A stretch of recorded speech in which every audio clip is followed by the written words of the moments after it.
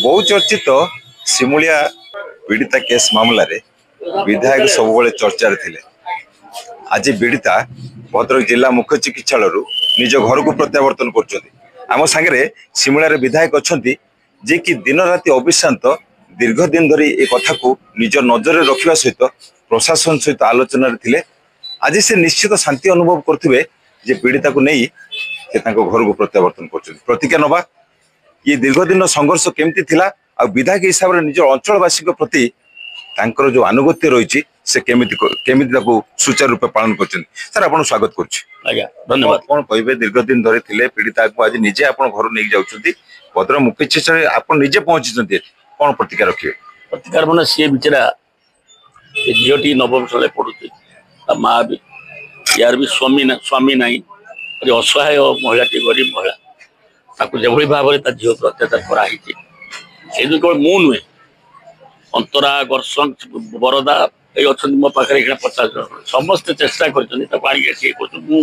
Daily चिकित्सा सैला मत आज कहले कलेक्टर एवं आमर पूरा सहयोग कर भद्रक पुलिस प्रशासन सहयोग कर सिमुलिया थाना भी सहयोग कर बालेश्वर प्रशासन भी सहयोग कर सी आज 8 दिन 10 दिन हो गला 8 दिन 10 दिन हो गला ये समस्ते अहोनी परिश्रम करी डॉक्टर मान लगी डॉक्टर मान धन्यवाद डॉक्टर नर्स से आज 8-10 दिन हम गत 10 तारीख ना के तारीख में 10 तारीख रू आज पर्यंत दिन राति एक करके से झीटी बंचई माँ टी भी आज टे से निजे डॉक्टर कहले झील कहल ना मुझे घर को तो नहीं घर को जाऊँ भल अजथार किसी राजनीतिकरण भावुले कि हाँ हाँ एबी भी चली कौन कौन थली ना कौन बीड़ी ना कि अखा ना मिठुटार चिले होती बाहर रही जोड़ा सब नुकुली कौन अच्छी आम लक्ष्य करूँ पुलिस प्रशासन सहित रूराल आईएसी हूँ कलेक्टर हूँ एसपी हूँ पूरा प्रत्येक तत्वावधान थे आम आज भी लक्ष्य कर दीर्घ दिन धरी से जगिक बस कौन कह चाहिए सत धन्यवाद देवी भद्रकर पुलिस भद्रकर एसपी भद्रक कलेक्टर आमर बालेश्वर जिलापाल बालेश्वर एसपी बालेश्वर डीआईजी गोटे दिन 2 दिन आसिक रही आम समस्ते अंतरार जिते आम बीजेपी छुआ एवं आमर झिंकिरिया आमर कैलाश माझी ठू आरंभ कर समस्ते आज 8-10 दिन डेली ये लाइन पकड़ समस्त भगवान डाकुते छुआटी केमी बंची जाऊ जो असामाजिक कार्यकलाप दिन दिन वृद्धि पाँच रोकवाई आप कौन पदक्षेप ने विधायक हिसाब से मुझे चाहूँगी निहाती रोकवा दरकार एवं मुझे दाबी करुच्ची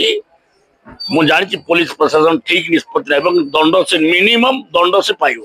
एवं चाहूँगी आज भी चाहूँचे से लोकटा जी भली कुकर्म करे फांसी पाऊ। आपण शुणुले आम सांगे थे सिमुलिया विधायक पद्मलोचन पंडा दीर्घ दिन धरी से निजर प्रत्येक तत्वावधान में पीड़िता सहित जोड़ी रही कह पड़ा पीड़िता माँ आज आम सांगे अच्छा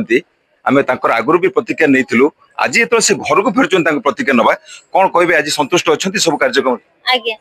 सब संतुष्ट अच्छी आमर सिमुलिया निर्वाचन मंडल विधायक महोदय पद्मलोचन पंडा